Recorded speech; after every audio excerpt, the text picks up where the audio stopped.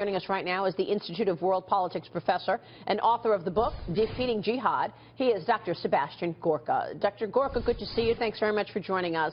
Let me kick it off with this breaking news. They arrested the wrong person, Dr. Gorka. It looks like the perpetrator of that crash, the truck into the German market, is still on the loose. What's your reaction?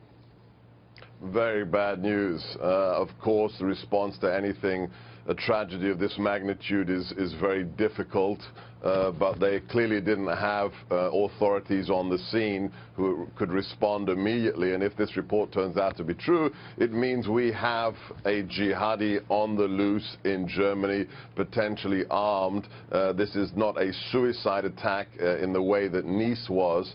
So we just have to pray that the German authorities catch this individual as fast as humanly possible, Maria. And then you've got the Russian ambassador, and you've got the situation in Switzerland. It has been a very dangerous and fatal 12 hours, Sebastian. Absolutely. So this just reinforces what every viewer to your show needs to understand, that we no longer fight in wars like World War I or World War II, where there is a clearly demarcated front line. The front line is when you leave your house in the morning, whether you're going to a fun run in New Jersey or a marathon in Boston, or whether you're going to a Christmas party in San Bernardino or to some tourist attraction in Europe. The fact is, the war is real, the war is here. We've arrested or killed more than 125 ISIS terrorists on U.S. soil in just the last 2 years. Europe, with its closer proximity to the conflict zone, is even in greater peril. But this is the reality we live in today, Maria. Leah Gabriel. And Dr. Gorka, as we're still waiting to find out more about the perpetrator in this horrific attack in Germany, you mentioned last night to Brett Baer Donald Trump's Youngstown speech and how he talked about sort of his plan for combating things like terrorism. What is your take on immigration? And although we still don't know, enough about this perpetrator in Germany, what's your take on immigration policy in the U.S. and how it's going to play into our counterterrorism policy? Well, I think this is one of the platforms upon which President-elect Trump won the campaign to become the commander-in-chief.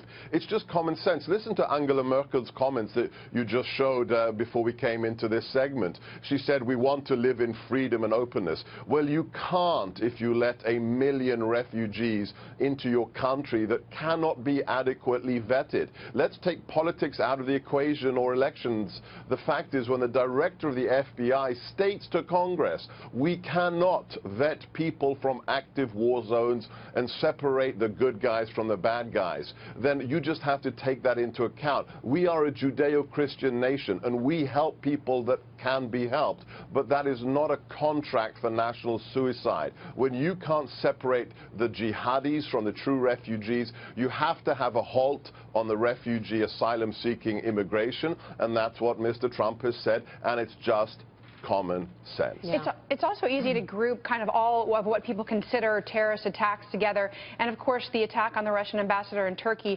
could be separate apart from what we consider a typical terrorist attack. Can you shed some light on what is the situation in Turkey and how it may be different and how that may be different in what we consider a terrorist attack?